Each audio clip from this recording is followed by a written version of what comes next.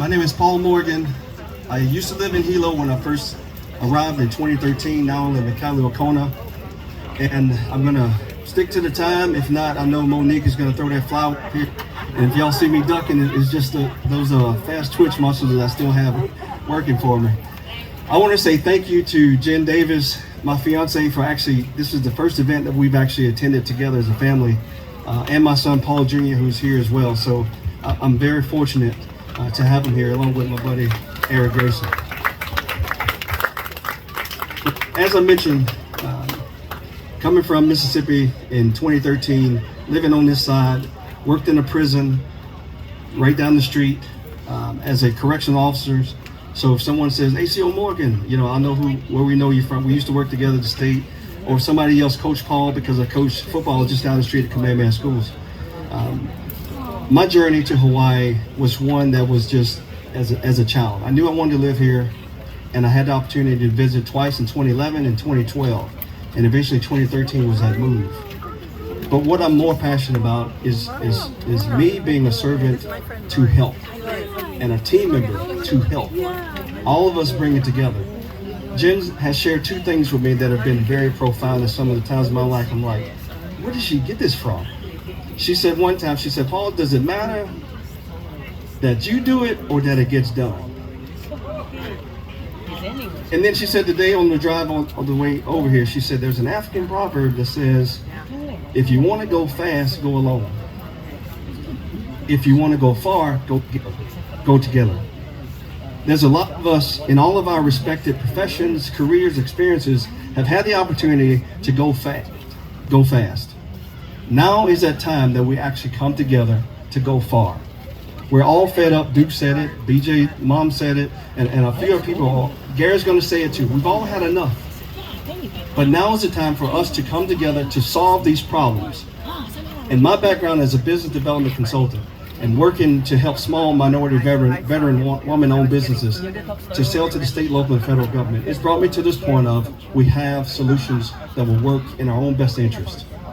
And it's starting with affordable housing crisis. In affordable housing crisis, we're going to declare a state of emergency, because if I ask everybody here to raise your hand, you don't have to raise your hand if we are in a state of crisis for housing. That is a proper reason to have a state of emergency.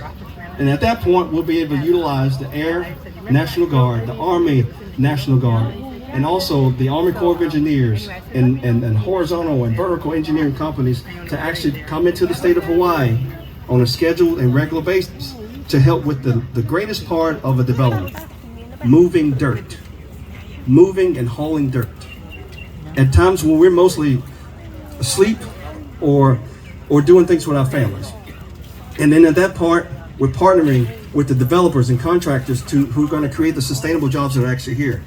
And we have an agency, the U.S. Department of Agriculture, who will fund most of the housing at a rate that we can all afford, based on the data across the country.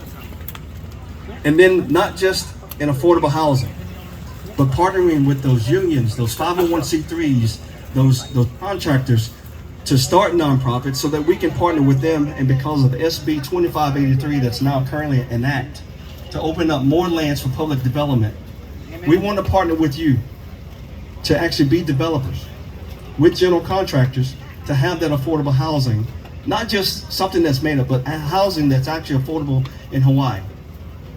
Because number one, the land, when it's granted to these organizations, is going to be exempt from property taxes. That's going to lower that overhead.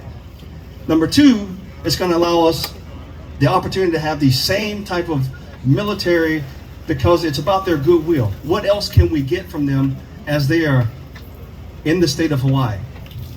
To come and do more from the infrastructure. I heard people talking about leveraging the federal government. We're going to exhaust the federal government from a perspective of money, resources, from the civilian and military side, because we're going to have that state of emergency. To come in and do the hard work that needs to be done while we sustain it as Hawaii-made and Hawaii-grown businesses. I can bore you with so many more details of our intensive and extensive plan of Hawaii First, which is focused around three different areas: economic recovery, sustainable solutions, and ending corruption. I had the opportunity to speak to two farmers since I've been here.